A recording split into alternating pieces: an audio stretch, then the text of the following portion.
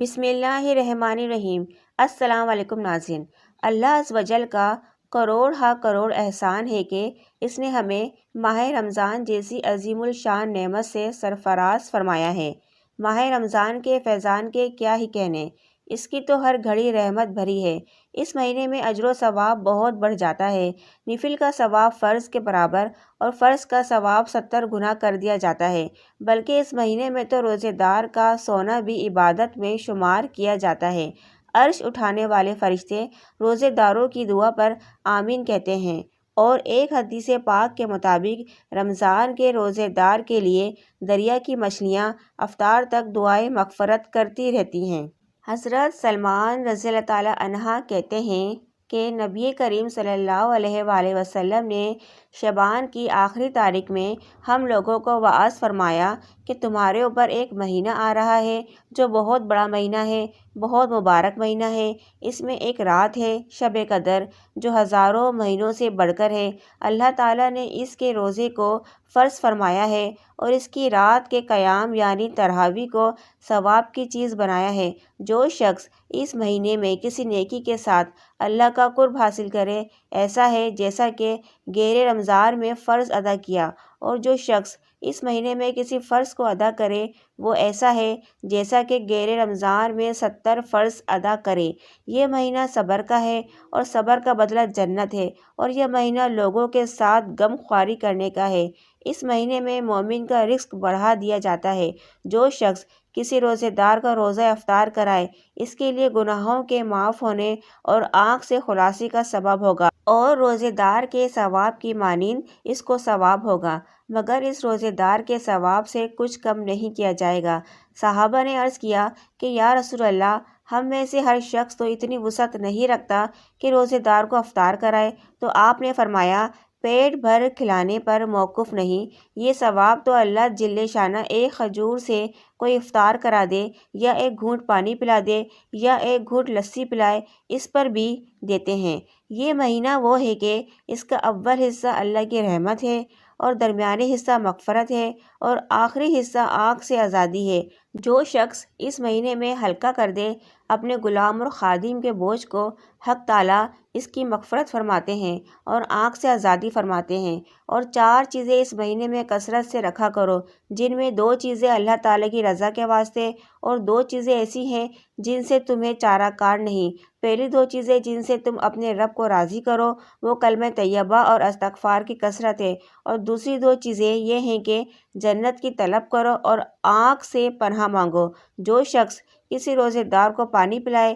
اللہ تعالیٰ قیامت کے دن اس کو میری حوض سے ایسا پانی پلائیں گے جس کے بعد جنت میں داخل ہونے تک اسے پیاس نہیں لگے گی۔ حضرت سیدنا ابو سعید خدری رضی اللہ تعالیٰ عنہ سے روایت ہے کہ نبی پاک صلی اللہ علیہ وآلہ وسلم کا فرمان ہے، جب ماہ رمضان کی پہلی تاریخ آتی ہے تو آسمانوں کے دروازے کھول دیے جاتے ہیں اور آخری رات تک بند نہیں ہوتے۔ جو کوئی بندہ اس ماہ مبارک کی کسی بھی رات میں نماز پڑھتا ہے تو اللہ عز و جل اس کے ہر سجدے کے عوض یعنی بدلے میں اس کے لیے 1500 نیکیاں لکھتا ہے، اور اس کے لیے جنت میں سرخ یاقوت کا گھر بناتا ہے جس میں 60,000 دروازے ہوں گے، اور ہر دروازے کے پٹ سونے کے بنے ہوں گے جن میں یاقوت سرخ جڑے ہوں گے۔ بس جو کوئی ماہ رمضان کا پہلا روزہ رکھتا ہے تو اللہ مہینے کے آخری دن تک اس کے گناہ معاف فرما دیتا ہے، اور اس کے لیے صبح سے شام تک 70,000 فرشتے دعائے مغفرت کرتے رہتے ہیں۔ رات اور دن میں جب بھی وہ سجدہ کرتا ہے،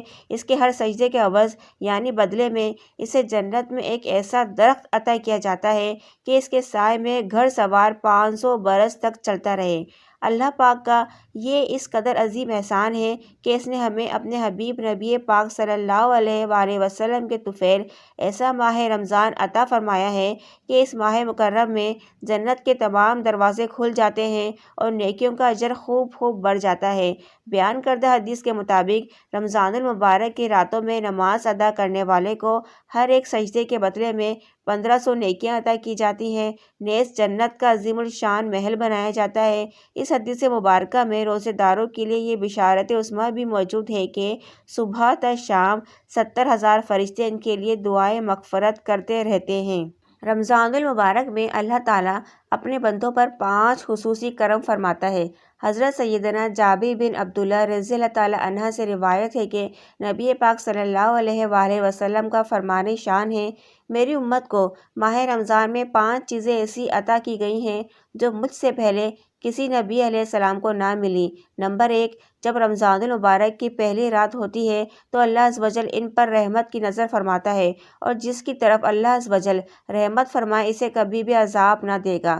نمبر 2، شام کے وقت ان کی منہ کی بو جو بھوک کی وجہ سے ہوتی ہے اللہ تعالیٰ کے نزدیک مشک کی خوشبو سے بھی بہتر ہے۔ نمبر 3، فرشتے ہر رات اور دن ان کے لیے مغفرت کی دعائیں کرتے رہتے ہیں۔ نمبر 4، اللہ تعالیٰ جنت کو حکم فرماتا ہے، میرے نیک بندوں کے لیے مزین یعنی آراستہ ہو جاؤ، ان قریب وہ دنیا کی مشقت سے میرے گھر اور کرم میں راحت پائیں گے۔ نمبر 5، جب ماہ رمضان کی آخری رات آتی ہے تو اللہ عز و جل سب کی مغفرت فرما دیتا ہے۔ قوم میں سے ایک شخص نے کھڑے ہو کر عرض کی، یا رسول اللہ صلی اللہ علیہ وسلم، کیا یہ لیلۃ القدر ہے؟ ارشاد فرمایا، نہیں، کیا تم نہیں دیکھتے کہ مزدور جب اپنے کاموں سے فارغ ہو جاتے ہیں تو انہیں اجرت دی جاتی ہے؟ حضرت سیدنا ابو ہریرہ رضی اللہ تعالیٰ عنہ سے مروی ہے کہ نبی پاک صلی اللہ علیہ وآلہ وسلم کا فرمان ہے، 5 نمازیں اور جمعے اگلے جمعے تک اور ماہ رمضان اگلے ماہ رمضان تک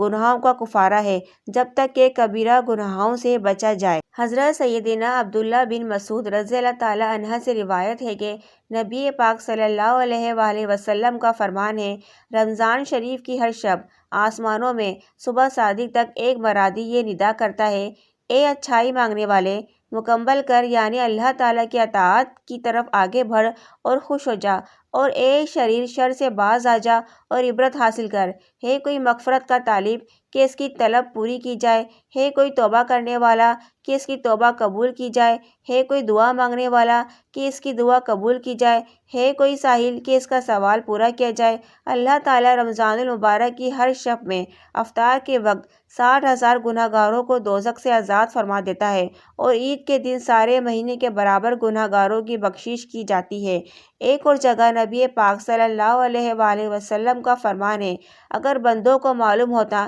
کہ رمضان کیا ہے تو میری امت تمنا کرتی کہ کاش پورا مہینہ رمضان ہی ہوتا۔ ناظرین، ہم اس ماہ مبارک میں بھی بری صحبتوں میں پڑے رہتے ہیں اور اس کی اہمیت کو نہیں جان پاتے، اور اس کی برکتوں کو اور رحمتوں کو ہم گنوا دیتے ہیں۔ ناظرین، آئیے ہم سچے دل سے توبہ کرتے ہیں اور پورے خلوص نیت کے ساتھ ہم اس ماہ مبارک میں روزے رکھیں گے اور عبادت کریں گے، تاکہ جن رحمتوں کا اور نعمتوں کا نبی پاک صلی اللہ علیہ وآلہ وسلم نے ذکر کیا ہے اپنی احادیث میں، وہ ہمیں حاصل ہو سکیں۔ ناظرین، توبہ کا طریقہ یہ ہے کہ جو ہم سے گناہ کبیرہ ہوتے ہیں اس گناہ کا ذکر کر کے اور آئندہ اس سے بچنے کا عہد کر کے اللہ سے توبہ کریں، استغفار کریں، اور دل میں یہ ارادہ بھی کریں کہ جو کچھ میں کہہ رہا ہوں ایسا ہی کروں گا، تبھی توبہ کا مزہ ہے اور تبھی دعا قبول بھی ہوگی۔ اور اگر آپ نے کسی بھی بندے کی کبھی کوئی حق تلفی کی ہے تو توبہ کے ساتھ ساتھ اس بندے سے معافی بھی مانگیں، کہ اس بندے کا معاف کرنا بھی ضروری ہوتا ہے، تاکہ ہم صحیح معنوں میں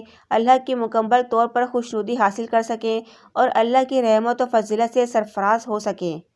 ناظرین، اگر ویڈیو پسند آ گئی ہے تو لائک کر دیں، چینل کو سبسکرائب کر دیں اور بیل آئیکن پہ کلک کر دیں۔ شکریہ۔